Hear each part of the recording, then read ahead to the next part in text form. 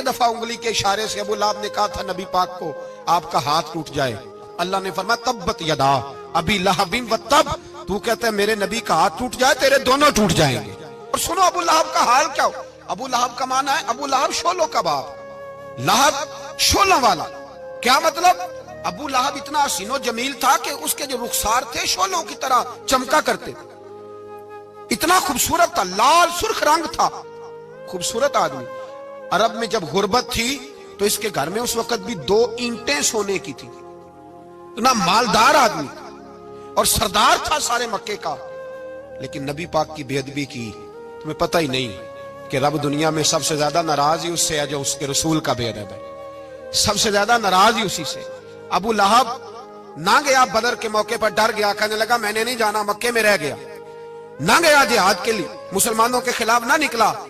لوگوں نے بڑا اس کو لان تان کیا، لیکن کہنے لگا میرے خرچے پہ 4-5 بندے لے جاؤ، میں نہیں جاؤں گا، پیچھے رہ گیا۔ لوگ کہنے لگے بچ گیا، لیکن اس کے جسم کے اندر ایسی بیماری نکلی کہ ریشے سے بھر گیا سارا وجود، ریشے۔ اس کے بچوں نے لے جا کے ابو لہب کو پیچھے ایک حویلی تھی مکے کے باہر، اس میں بند کر دیا، چیختا تھا، چلاتا تھا، بند کر دیا اس کو لے جا کے وہاں پیچھے۔ اور جب اس کو بند کر دیا کمرے میں تو چلاتا تھا، چیختا تھا، کوئی مجھے بچاؤ، کوئی پانی پلاؤ۔ دروازہ توڑ کے باہر نکلا تو چوک میں مر گیا ابو لہب، اتنی بدبو آتی تھی کہ کوئی قریب نہیں جاتا تھا۔ چوک میں لاش پڑی تھی، یہ ہے میت کسی بے ادب کی، منہ دکھانے کے قابل نہیں، ان کے دشمن پہ لعنت خدا کی، رحم پانے کے قابل نہیں ہے۔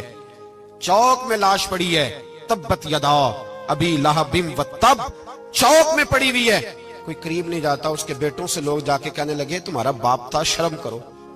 ایک ملازم کو پیسے دیے اس کے بیٹے نے، کہا گڑھا کھودو اور میرے باپ کو رسی کے ساتھ پکڑ کے اس میں پھینک دو۔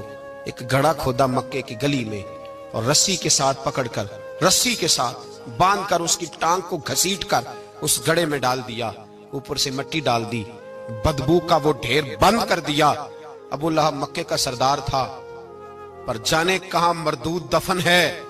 لیکن میانی صاحب کے قبرستان میں جاؤ، میانی صاحب کے قبرستان میں وہ علم الدین جسے اپنا نام بھی نہیں لکھنا آتا تھا، ہزاروں لوگ روزانہ اس کی قبر پہ کھڑے ہوتے ہیں اور رسول اللہ کی نعتیں سناتے ہیں۔